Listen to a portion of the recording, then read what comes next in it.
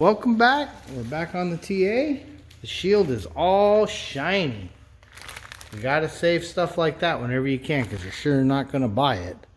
So we'll get that in and get this side on, and then we will probably try to do a quick leak check before, oh God, before the nightmare begins. I'm so afraid of taking all that apart. All right, and just like that, shield is on, prop valve is back on, spark plug wires are on. We've got that tube going down for that emissions flap. We got the check valve back on the brake booster. You know, we just hooked the battery back up because we do want to just have a quick confidence test before we go on to our next portion of this project. We just want to know that something's working. That's a long reach sitting on that to push that clutch switch in to get her to start, but she started up as soon as the fuel got there, so that was good. She's on high idle. We're probably not going to let her get too warm. We just wanted to make sure we didn't hear any more hot, hot, hot, hot, hot right there, and we don't. So we actually sealed it. So it'd be quieter if we let her warm up a little. Let me see. It's a long reach in. So, yeah, she's cold yet, but it sounds good. I don't hear any exhaust leaks. You can see it's been sitting for a while, and it's Minnesota, so it's pretty humid. But yeah, so we remember in the future, because boy, there's a lot of stuff going on back here. Damn it. All right, we've got the coolant drained. You know, what was left in the radiator. It was only about half full. Didn't want to even monkey with that air cleaner. Got that out of there, get it safe. And now we're exploring what all has to come out. We're trying to do the minimum amount of disassembly possible. At some point we are going to have to roll the car back, because that box is going to have to come out to do this heater core. And that means the door is going to have to be as wide open as possible, because we're not taking the fender and the door off if we can help it. So we need to pick her up, take a look, see what we can and can't reach, go from there. It's always scary working on painted cars. All right, let me try to orient this. We're on the passenger side. This is the frame. And that is the bottom of the evaporator. And way back up in that hole is the hose. Yeah, unfortunately, I don't know that we're going to get to do a whole lot from down here. I'm just looking, being realistic. I don't see how we get that with that inner fender still in. So I'm going to get that nut right there, because I know I need that off. The one right here. Might as well do that now while I'm down here. But other than that, if there's one over here, because I can see there's a bolt for the evaporator there. I don't care about bolts. I only care about through with a speed nut on them. So, yeah, if there's anything down here, I better get them while we're under the car. Having an extra box handy is kind of important. It shows us something that we didn't want to do, and we don't have a choice. But you see, way up in that hole where that hose is also one of those nuts. So this inner fender liner has got to come out. We're not happy about it. Painted cars are always spooky to work on. But we're going to try to take as little off as we can and see what we can do. Well, that wasn't very fun. Hopefully it pays off. Look at that. There's my hose. Look at that. There's that stud.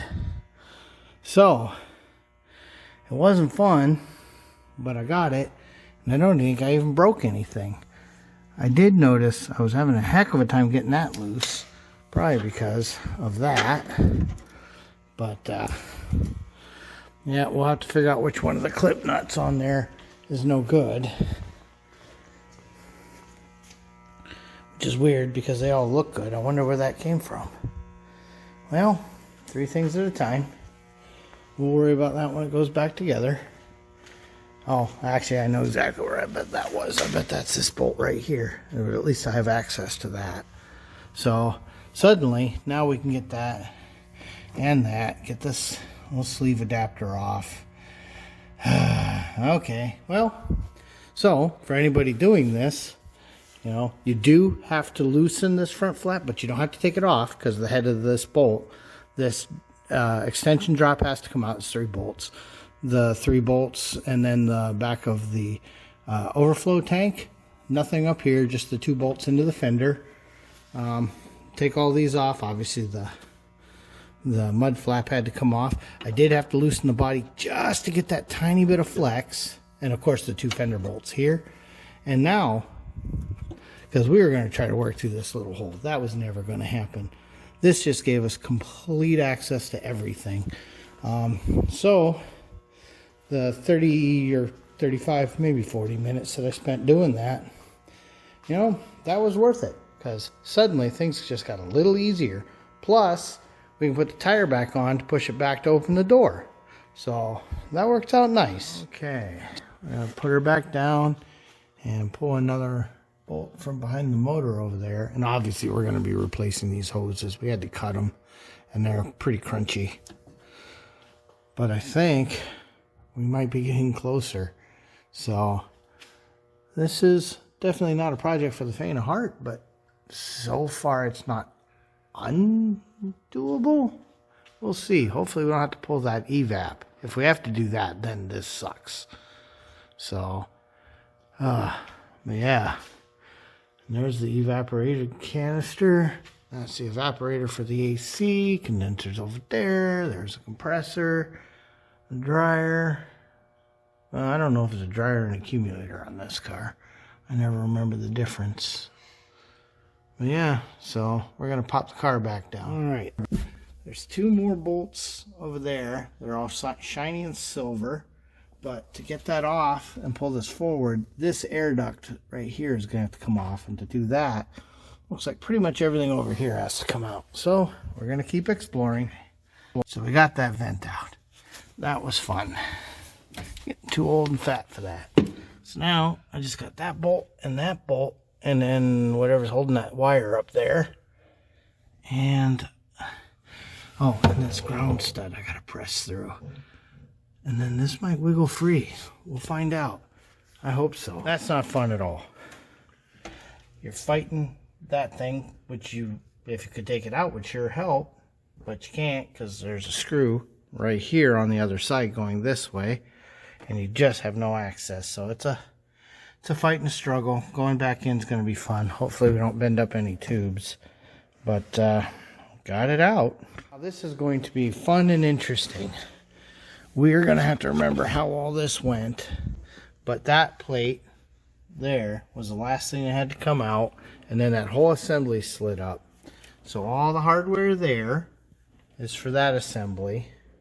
These 2 are the upper and lower end of the wall. Those are easy to remember. This is obviously for, well, this, and there was a screw for that I will find in just a minute. This goes to this top vent up here. So we'll put him there. All right. These 2 are those. Yeah, I just got, oh, and I think it's under there. In fact, I know it's under there.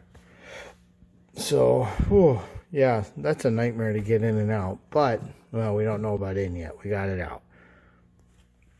But when you finally get to this point, not only do you got to remove all the screws going all the way around, but you got to pull that damper door thing, and then the whole thing will slide free. So, I think we're calling it for tonight. We actually got quite a bit further than we expected to. But going back in is not going to be easy, I think. Because, 1, you're worried about breaking all your stuff you just replaced. And 2, you know, nothing ever wants to go back on these cars. So, that is going to be the closeout for the Pontiac this week. You know, we actually even heard it run. So that was kind of nice. That heat riser, that sure looks nice. So, alright. Thanks for watching. This has been another ShopRex approved video.